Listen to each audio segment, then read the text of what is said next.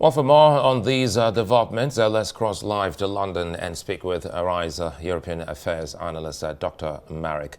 Marek, good to see you. And the conversations are there. It's no longer news that Biden is out of the race. But again, it brings us to the conversation on how the Democrats can rally the Vice President Kamala Harris and what is to come in the days ahead. Yes, the central problem now facing the Democrats is how to win the election with a completely new candidate. It was, of course, always on the cards that Biden would resign, but he has hung on and has left very little time. It was a pity, perhaps he didn't go 2 or 3 weeks earlier. However, he has now gone, and the central problem is that she's not actually, strictly speaking, crowned yet. There's going to be the democratic formal election, so to speak, of their candidate in a short while.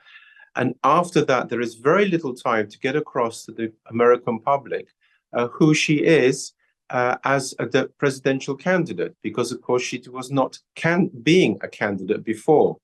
She's got an awful lot of work ahead of her in order to work out her program. I imagine she'll take over a great deal of Biden's.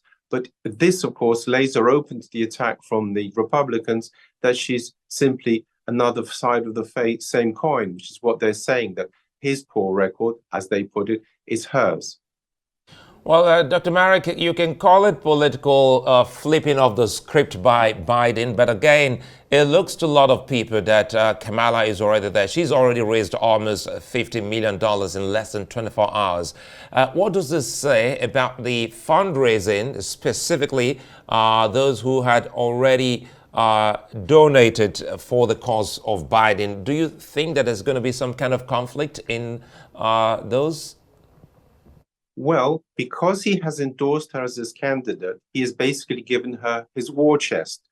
The actual $50 million is, of course, a substantial sum, but it must be remembered, this was the money that was being withheld in many cases by Democratic fund givers on the basis they didn't want Biden to carry on. So it's no surprise in the moment he said he left, the candidate whom he endorsed received all this money. And therefore, it is very welcome for Kamala, because she's Vice President Kamala, because she's going to need every dollar of it to succeed in such a short time. And for the Republicans, it looks much more like an easy ride, as if you to go with the way former President Trump is speaking. What do you see in the Republican, if this were to go the way it is at the moment between Trump and Kamala Harris? Yes, assuming Kamala wins, which I think is the Democratic nomination, which I assume will be the case, it is actually a complete inversion of the previous argument that Biden was too old. Suddenly it's Trump's age, which is a potential problem. Moreover, the problem here is that he was able to attack Biden with relative impunity, but it's more difficult to attack people from different backgrounds in the USA. And I think that their whole campaign will probably hinge on her being nothing more than a Biden substitute. In fact, just simply a Biden extension, if you like. On the whole, Trump still is in a very strong position. And what is clear is he has been already preparing a little while in ahead of this, and therefore it has not caught him totally by surprise, as would not be expected from such a slick political operator. I therefore expect, as things stand, for Trump to carry on being successful, but I do think Kamala will give him a very good run for his money.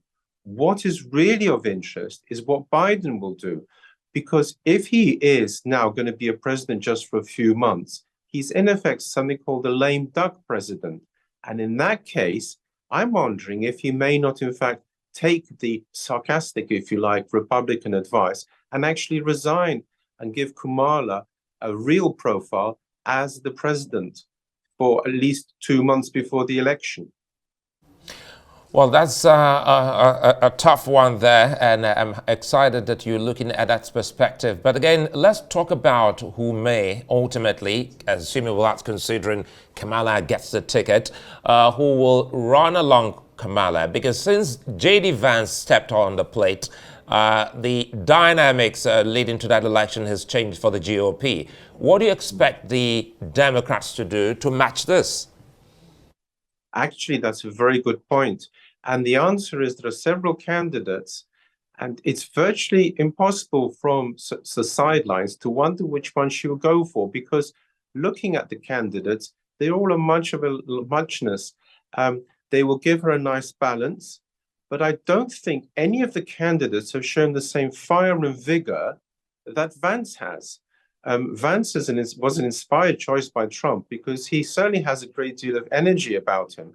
And it's not evident the Democratic VPs are going to, candidates that is, are going to have that sort of range of fire. This again tends to support that as things stand, Trump is likely to win with Vance as his VP. Well, Dr. Marek, I would like to thank you for your time as always. Thank you for your insights on this.